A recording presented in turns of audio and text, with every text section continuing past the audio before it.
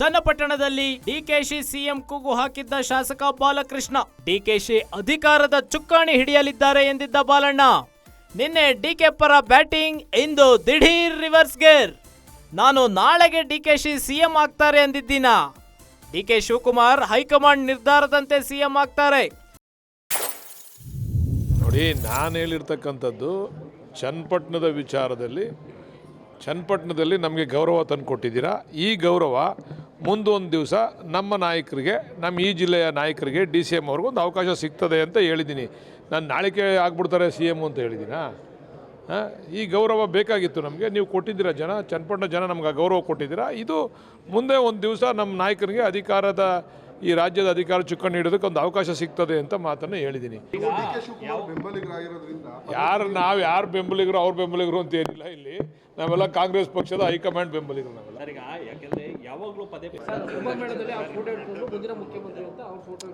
ಎಲ್ರಿಗೂ ಅವ್ರವ್ರ ಅಭಿಮಾನಿಗಳಿಗೆ ಅವ್ರವ್ರ ಮುಖ್ಯಮಂತ್ರಿ ಆಗಬೇಕು ಅನ್ನೋ ಆಸೆ ಇರ್ತದೆ ರೀ. ಪರಮೇಶ್ವರ್ ಅವ್ರಿಗೂ ಅಭಿಮಾನಿಗಳಿದ್ದಾರೆ, MP ಪಾಟೀಲ್ ಅವ್ರಿಗೂ ಅಭಿಮಾನಿಗಳಿದ್ದಾರೆ, ಹಂಗೆ ಸತೀಶ್ ಜಾರಕಿಹೊಳಿಗೂ ಅಭಿಮಾನಿಗಳಿದ್ದಾರೆ, ನಮಗೂ DK ಶಿವಕುಮಾರ್ ಅವ್ರಿಗೂ ಅಭಿಮಾನಿಗಳಿದ್ದಾರೆ. ಅವ್ರವ್ರ ಅಭಿಮಾನಿಗಳು ಅವ್ರವ್ರ ನಾಯಕರನ್ನ ಮುಖ್ಯಮಂತ್ರಿ ಆಗಬೇಕು ಅಂತ ಕೇಳೋದ್ರಲ್ಲಿ ತಪ್ಪೇನಿದೆ? ನೋಡಿ, ನಾನು ಹೇಳಿರ್ತಕ್ಕಂಥದ್ದು ಚನ್ನಪಟ್ಟಣದ ವಿಚಾರದಲ್ಲಿ, ಚನ್ನಪಟ್ಟಣದಲ್ಲಿ ನಮಗೆ ಗೌರವ ತಂದು ಕೊಟ್ಟಿದ್ದೀರಾ.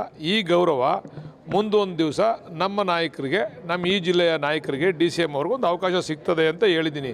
ನಾನು ನಾಳಿಕೆ ಆಗ್ಬಿಡ್ತಾರೆ CM ಅಂತ ಹೇಳಿದ್ದೀನಾ? ಈ ಗೌರವ ಬೇಕಾಗಿತ್ತು ನಮಗೆ. ನೀವು ಕೊಟ್ಟಿದ್ದೀರಾ, ಚನ್ನಪಟ್ಟಣ ಜನ ನಮ್ಗೆ ಗೌರವ ಕೊಟ್ಟಿದ್ದೀರಾ. ಇದು ಮುಂದೆ ಒಂದು ದಿವಸ ನಮ್ಮ ನಾಯಕರಿಗೆ ಈ ರಾಜ್ಯದ ಅಧಿಕಾರ ಚುಕ್ಕಾಣಿ ಹಿಡೋದಕ್ಕೆ ಒಂದು ಅವಕಾಶ ಸಿಗ್ತದೆ ಅಂತ ಮಾತನ್ನು ಹೇಳಿದ್ದೀನಿ. ಯಾರು ಬೆಂಬಲಿಗರು ಅವ್ರ ಬೆಂಬಲಿಗರು ಅಂತ ಏನಿಲ್ಲ. ಇಲ್ಲಿ ನಾವೆಲ್ಲ ಕಾಂಗ್ರೆಸ್ ಪಕ್ಷದ ಹೈಕಮಾಂಡ್ ಬೆಂಬಲಿಗರು. ನಾವೆಲ್ಲ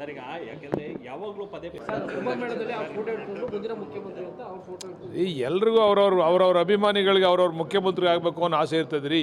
ಪರಮೇಶ್ವರ್ ಅವ್ರಿಗೂ ಅಭಿಮಾನಿಗಳಿದ್ದಾರೆ, MP ಪಾಟೀಲ್ ಅವ್ರಿಗೂ ಅಭಿಮಾನಿಗಳಿದ್ದಾರೆ, ಹಂಗೆ ಸತೀಶ್ ಜಾರಕಿಹೊಳಿಗೂ ಅಭಿಮಾನಿಗಳಿದ್ದಾರೆ, ನಮಗೂ DK ಶಿವಕುಮಾರ್ ಅವ್ರಿಗೂ ಅಭಿಮಾನಿಗಳಿದ್ದಾರೆ. ಅವ್ರವ್ರ ಅಭಿಮಾನಿಗಳು ಅವ್ರವ್ರ ನಾಯಕರನ್ನ ಮುಖ್ಯಮಂತ್ರಿ ಆಗಬೇಕು ಅಂತ ಕೇಳೋದ್ರಲ್ಲಿ ತಪ್ಪೇನಿದೆ?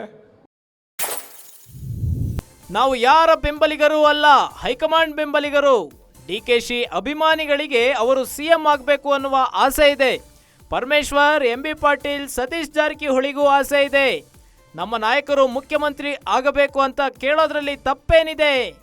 ರಾಮನಗರದಲ್ಲಿ ಮಾಗಡಿ ಶಾಸಕ HC ಬಾಲಕೃಷ್ಣ ಹೇಳಿಕೆ ನೀಡಿದ್ದಾರೆ.